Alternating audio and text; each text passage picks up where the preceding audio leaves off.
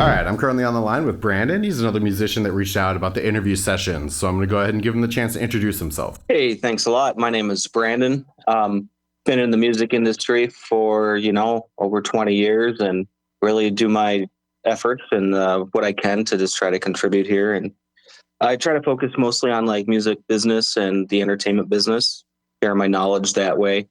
But I also am a artist and producer. I go by the Venetian method. And then all my handles is BSJ Music Pro, just kind of where you can find me on YouTube and stuff. All right, very cool. Well, thank you for joining me. I appreciate it. So let's kind of get into the details about where this started for you. Tell me about when you first connected with music, what the environment was like, and how you kind of decided that that was something that meshed with your personality.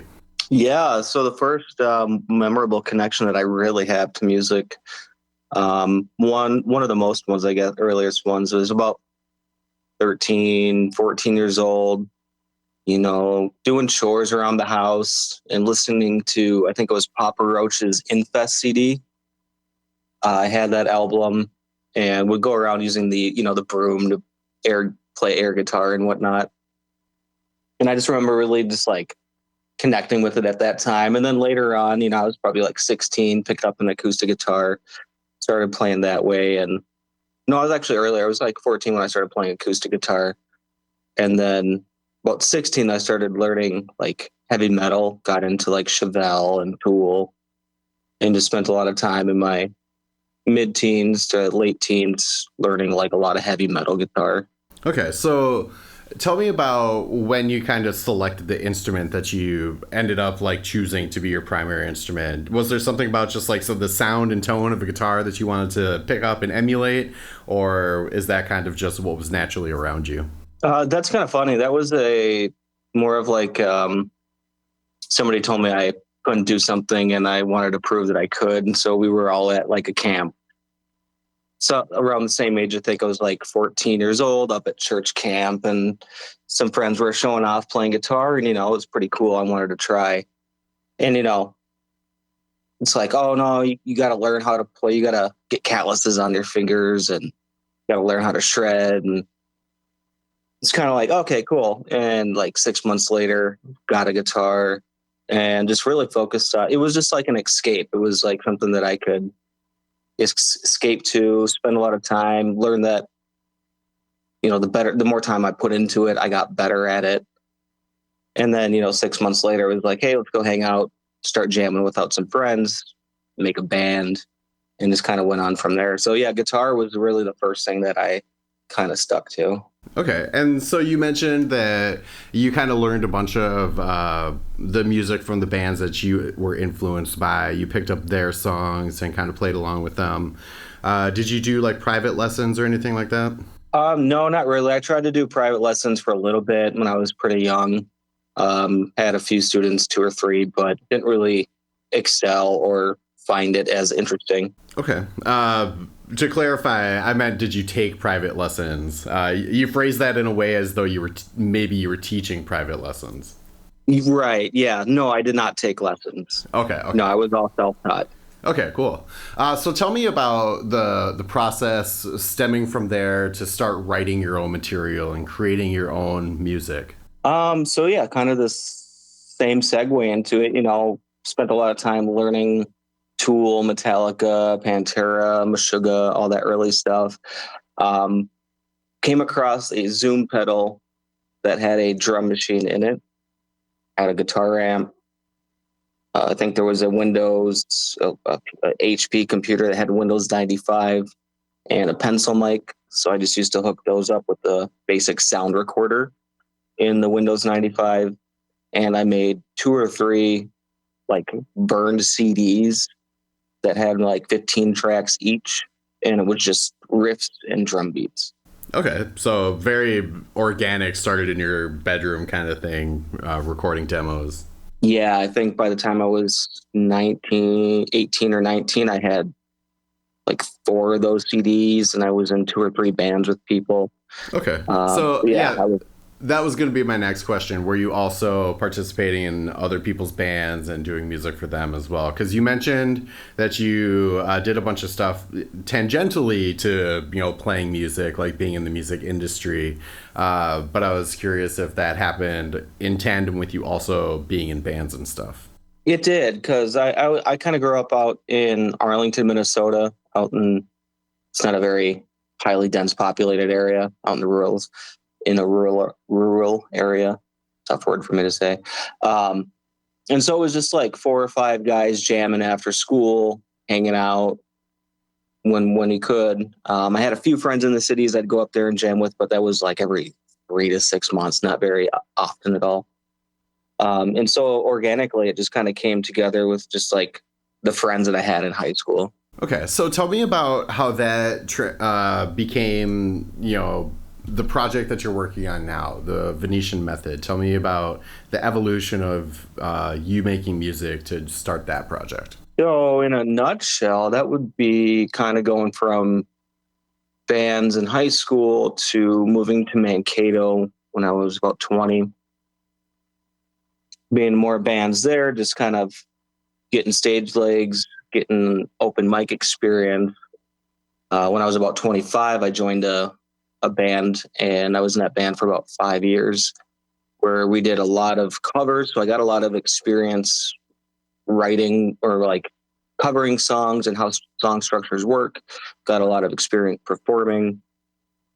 We did 2 studio albums. I had experience that way. And throughout my entire 20s and early 30s, I have been very involved in the business side and the marketing side of music.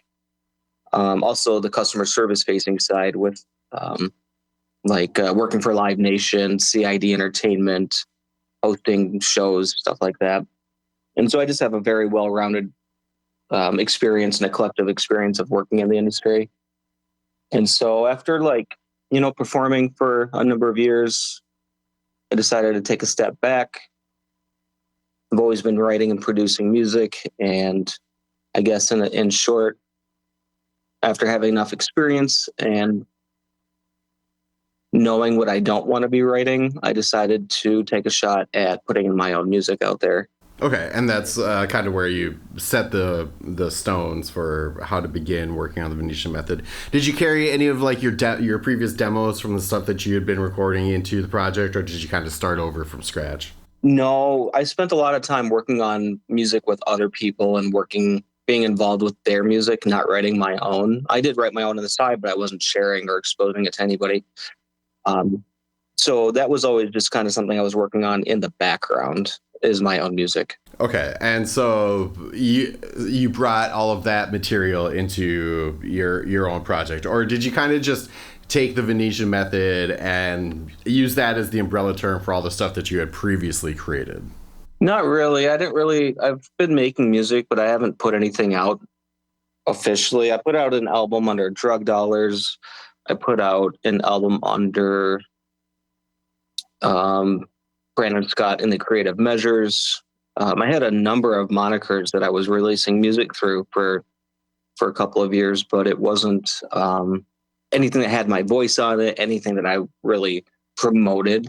I mostly, as a marketing and business person, wanted to go through all the steps and motions of what it's like to put music out, take it down, what it's like to market a song. But it was nothing that I ever was putting my soul and my own life experience into. It was just kind of going through the motions, making a song, putting it out there, taking it down, and just repeating that process. Okay, so what kind of changed for you to make you want to make that a priority instead of your other music industry contacts? It's just time to take a chance on myself. I know that I got a pretty good ear as a producer, pretty talented writing songs. I started showing some friends, got some really good feedback. People, over the years have told me that I should be putting my music out there, but the biggest factor in this was me deciding to use my voice. And so I feel like I have something to say. If I have something to say, I'll record that turn that into the song and put that out. Whereas before it was just like, hey, I can make a cool song, an instrumental. Yeah, cool. Maybe not that important to me personally to put it out there. But what makes this different is it's me and my voice. It's got my voice on it. Okay, I mean that's cool. That's where everybody starts. So it's definitely great that you're taking those first steps, especially with the amount of material that you have, the songwriting skill that you have going into it. It's really great. So I know that recently you did put complete some material and put it out for the Venetian Method. So tell me about that process of kind of putting yourself out there, making yourself vulnerable to put this album out. Yeah, so 2020 was going to be my year, probably along with everybody's year. I had some songs I was ready to release, and the pandemic changed things. Fast forward, I had 2023. I was putting out an album under a name called Severed Tongues. I had made some promo for that, and before I was able to actually distribute the music, a different band actually had released under that same name, the same spelling. So that was a whole thing. So that set me back about 2 years. And then when it came to what I was doing now, this has all been made this year that I've been putting out. Everything is just like a new foundation, a new starting point. Everything that I've been putting out under the Venetian Method is created with that concept in mind, where the Venetian Method is an old painting practice that was created back in Venice, I believe in like the 14th or 16th century, around then.